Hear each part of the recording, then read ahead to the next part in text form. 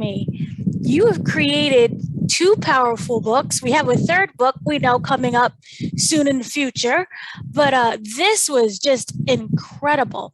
So I kind of wanted to go into a little bit first with The Beast of Prey. That was the first book in the trilogy. What is it that inspired you to write this? Because I know that it was like you didn't see much Black fantasy, and so you ended up becoming this amazing fantasy writer as a result. Thank you so much. That's certainly part of it. And I think some authors they have their moment, the dream, the experience, the one thing, and for me it was lots of little things that came together. I took a course in college called Political Violence that was really a life-changing class, but I walked away from that class realizing how complicated concepts of good and evil really are. And then just a few months later, I studied abroad in Ghana, which is for so many reasons so historically important, especially in Black history. And what I remember about Ghana was how lush and how beautiful and how intricate that country is. And I thought to myself, why are there not more fantasy stories set in worlds that look like this, that draw from this world? Those things all came together. I had an interest in the Savo man-eaters, which is a really cool, fascinating story in and of itself about man-eating lions in East Africa. And all of those things came together. I love fantasy. I've always loved fantasy as a reader. Came together to become Beasts of Prey. And I didn't know in 2015 when I started writing it fresh out of college what it would become, but I knew I loved it. And I knew that there wasn't a book out there like it. And so Toni Morrison has this quote that if you're looking for a book and you can't find it, then you must write it. Now, with Beast of Prey, how did the story that you have is really rich. And what I love about it is that it's fantasy, but it's also a lot of mythology. And it's a lot of African mythology. So how do you start from there and just branch out into this entire world? I actually start with the world. I know some authors start with plot, some authors start with character. I like to start with world, and I was really intrigued by this very heavily African inspired world. The Savo man-eaters is this famous real life story about two man-eating lions. And I thought about what would it look like to have a world where there was a monster who was killing people every night, and what kind of terror would that induce, and what would a society around that look like? And then once I start thinking about the world, I think about what kinds of stories fit within that world, and then what characters fit within that story. And I think I'm just naturally very curious. And so there were a lot of what if questions that I had fun answering, and piece by piece, Beasts of Prey sort of came to fruition. Now, what I was wondering is, what does the night zoo represent? Is there a metaphor behind that? Oh gosh, I wish I could say there was. It was truly wish fulfillment. I love zoos. I love animals. I always have. I will say that as a kid, I was very inspired and influenced by Steve Irwin and the show he used to have, The Crocodile Hunter. And what I appreciated about Steve Irwin, in addition to his very genuine love of animals, was that he really worked to educate and show that oftentimes the things that we're taught to be afraid of are not things we actually should be afraid of.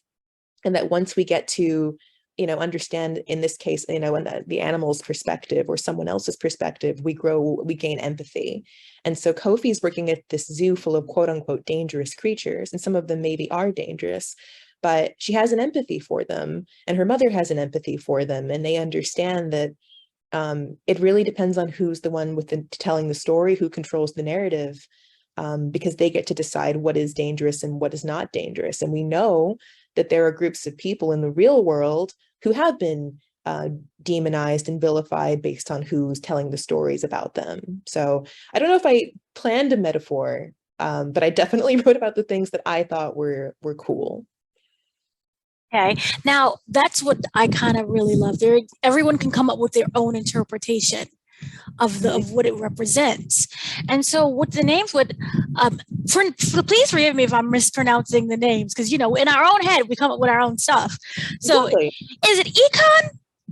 I say Ekon, but you know, I'm a big believer in once the story is out there, it belongs to the reader. So if you say Ekon in your head, it's Ekon for you. I say Ekon.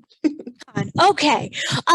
What I love is the relationship between Ekon and Koffi and how that grows over time. And, you know, they end up, you would say, through this book and in the second book, saving each other. Mm-hmm. Um, can you talk about the relationship between the two and kind of what they both are, you say, lacking in each other that they make up when they're together? Yes. So that's something I did do very deliberately. Number one, I wanted to create, you know, a dynamic between two characters who come from different walks of life. I think that friendships and relationships with people who don't have the same background as you are really important. They open up your world perspective and your worldview. And so I knew I wanted to create two characters who were very different and who could grow from each other. Ekon, he is a boy who is bookish, who is very rigid, who has rules and is struggling to be accepted as he is. And I wanted him to have a friendship where he was truly accepted as he is, as this nerdy boy who likes numbers and order and rules. But I also wanted him to be pushed out of his comfort zone. So you have Koffi, who is the total opposite. She's not bookish at all. She's impulsive and doesn't necessarily think before she acts. And I wanted her to have a relationship with someone who kind of encouraged her to maybe stop sometimes and pause, to think about the consequences of her actions, but also accepted her as she is and gave her, you know, the option to not have to always choose between heart and mind, but to allow yourself to have both, which, you know, she struggles with throughout the book is, you know, do I follow my heart or my mind? And Ekon's the one that says to her, well, why not both? So that was really important. I love romance in books, so there certainly is romance, but I also wanted them to have a genuine friendship first, and build off of that. And especially in book two, I wanted them to get to be individuals, still figuring out who they are as individual people too. So that was all fairly deliberate. Going into the second book, Beasts of Ruin, I was kind of wondering when you plotted this all out, this was all one together from the beginning to the end, or how did that work when it came to trilogy? So I actually tried to write one standalone book where everything fit into one book, and it was my very kind literary agent who said, I think this is probably more than one book. But I had gotten bad advice on the internet, where someone basically said, oh, if you're a new author, don't try to write a series. Nobody wants to hear from a random, unheard of, unproven name. So I thought I wasn't really allowed to write series. And then when my literary agent said, I think this is probably more than one book, it was sort of like, suddenly my world opened up and I was like, oh, I'm allowed to write more than one story. Okay. And then I broke one very big story up into three more manageable and more reasonable ones. Did it originally give you more time to kind of expand your ideas that you had? Yes. And really, yeah, and focus in on things instead of just trying to cram everything into one massive book. Was there anything in particular from either the first or the second book that you was able to build upon? Um, Really the relationships and I think the character development, I really got to slow it down just a little bit and have us really get to know the characters instead of putting, say, 20 into one book. I got to spread it out and maybe have 10. I'm using like, you know, easy numbers, but less characters in per book. And as a result of having less, we get to know each of them a little bit better than we would have if I had just put them all together at the same time. Going into the second book, it really is interesting because now we have Ekon is now kind of has to form new alliances in order to rescue Koffi, and then we have on top of that just the servant. Koffi is now the servant to the god of death. And I know that you were saying before, you know, you wasn't really any kind of metaphor behind the god of death, but can you talk about kind of what inspired these different creatures and gods? Yeah.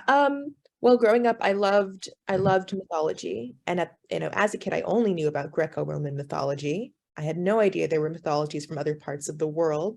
And so when I discovered them later, as an adult, I was so excited. And, again, it's wish fulfillment.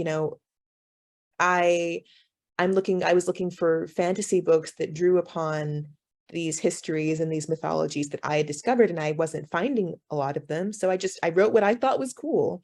I deliberately did not use any real religion. I wanted to be respectful of real faith that people adhere to, but I certainly drew from religions and from gods and goddesses of old lore that I thought were cool. Um, and then a lot of the mythical creatures in Beasts of Ruin, with some exceptions, but most of them are from actual lores and mythologies from, say, Central, Western, and Southern Africa. As a kid, I used to read, fantasy books about mythical creatures that I thought the authors made up. And then I found out later, oh, they pulled from Greek mythology or West European mythology. And then I would go on Wikipedia and do my own research. And I was learning proactively because I wanted to know more. And so the hope is, kids are reading about Groot slangs and Beloko, etc., and thinking, oh, that's cool, I want to know more, and then getting to inadvertently educate and learn on their own terms. So that's the hope. The second one, I was kind of wondering, and again, forgive me if I'm butchering the names. Fidu, probably said that wrong. Would you say that he is a villain, or is it more of a misunderstanding? How would we interpret that? I think, I know, I say Fedu. I know him. So sorry. No, don't worry about it. Like I said, it truly is. The book is out in the world. 10 people can read it and take 10 different things from it, and they're all correct. So I am really not, I don't get too bent out of shape about pronunciations. But that's an interesting question. I think I wrote Fedu as a protagonist, certainly as someone who is meant to foil Koffi and Ekon and create conflict for them. But I think he has his own complicated past, and that's the fun of it. In Beasts of Ruin, there's a moment when Fedu is talking with Koffi where he tells the story of the hunter and the lioness. And he says, in that story, who is the villain? And Koffi finds that she can't really answer that question because it depends on perspective. You could tell that story in such a way that the hunter is the villain, and you could tell that story in such a way that the lioness is the villain. And that's sort of the point. There is no clear answer to who is the villain and who is good and who is evil, because it matters who is telling the story, what they have to gain from telling the story a certain way. And that's sort of the fun of it, at least for me. Now you introduce a lot of new characters. Everyone, because you're separated, they gotta make new friends along the way. Was there a particular character that drew you in the most? Oh gosh, it's hard to pick a favorite. I will say there's a new POV. So most of Beasts of Ruin is Koffi and Ekon's perspectives back and forth, but there's a mystery POV, a mystery character named Binti, who I had a lot of fun writing, even though her story is a little bit of a spoiler. It's a little bit tragic, but I really enjoyed writing her. Koffi, finds herself in a new place with fellow Darajas, fellow magic wielders, and, she grows from that experience. I had a lot of fun with Ekon because in his process of going to try to rescue Koffi, he ends up befriending people who are, as far as values go, totally opposite him. And it was interesting to see this basically rule following boy who's big on structure suddenly have to befriend people who are the complete opposite, not rule followers, they are criminals actually. And that dynamic was just really fun. So there wasn't one new character that was my very favorite, but putting Koffi and Ekon in situations where they have to make new communities was a lot of fun. There are a lot of people who love Sophia, if I'm again. Oh, yeah. So what was that like, creating kind of that friendship with Ekon and Sophia? Oh, really funny, because again, I don't think it's too spoilery to say Ekon has grown up in pretty much an environment where he's around men, only men, and he's grown up in a temple. He's a bookish person. He's not really gotten out to see the world, and he's 17. And I think this really resonates because much the way that a lot of 17 and 18-year-olds go to college and suddenly meet lots of new people who come from different walks of life, Ekon does the same. And Safia is this girl who has grown up nothing like Ekon. She is just as fierce as him. She can hold her own in a fight. She is brave and strong. And one thing that I wanted to make sure, this is something I've seen in YA that I try not to necessarily do or perpetuate, is this idea of you're not like other girls. It's something, yeah, I really, because it's not true. Like a girl being an advocate for herself and having agency and autonomy and being fierce, that's not a special rare quality. There are lots of girls like that. And so even though Koffi is also very strong and fierce, I wanted to make sure that Ekon understood that there are lots. I mean, it's not, oh, you're not like other girls. There are plenty of girls who are independent and fierce and can hold their own. And I wanted him to have multiple relationships where he got to see that. And same with Koffi, like she hasn't had much interaction with other boys her age. And I wanted her to make sure that she got to meet lots of men and women her age from different walks of life. In terms of the romance, should fans be concerned that there may be someone else that has caught Ekon's eye? I think, oh gosh, I'm trying not to be too spoilery. I think you'll have to see, but it's certainly not going to be, it's going to be a little bit messy. And that's deliberate too, right? Because you think back, however, back to your teenage years, it's rarely simple when it comes to romance and first loves and first heartbreaks. It's all very emotionally messy. And I wanted to make sure that that Koffi and Ekon stories try to be very true to what it is like to actually be a teenager. So it's going to be messy. Oh, goodness. So I was wondering, when it came to the development of things, you have a lot of plot going on. There are new characters. Is there any kind of board where you write everything down and you match characters with certain other characters and situations? No, I have a rough idea of who I think will end up together, who I don't think would end up together, but sometimes I surprise myself. And that's sort of the fun and frustration of writing. When people ask me about my process, I plot things out. I usually try to plot about 85% of the book before I even start writing, but inevitably, once I actually start putting words on the page, sometimes I really think about it and I'm like, oh, you know what? That's not really true to the character. Maybe this character and this character would not get along the way I thought they would. Maybe these two who I thought would hate each other actually like have feelings for each other. So I leave a little bit of it, I leave a little bit of it unplanned, and that's kind of the fun of the discovery as I'm writing. So it's sort of both. I sort of know, but it's not written in stone. Now, you had your first book. Was there any kind of misconceptions that you had going into writing it that now for the second book, you felt that you've learned much more and that you're a stronger creator and writer? Interestingly, yes. So I didn't realize, and I try to talk about it very transparently now, that really what I tell people is that my jobs, I actually have two jobs. I have a job as a writer and I have a job as an author. And I used to conflate the two. My job as a writer is to tell good stories, simple.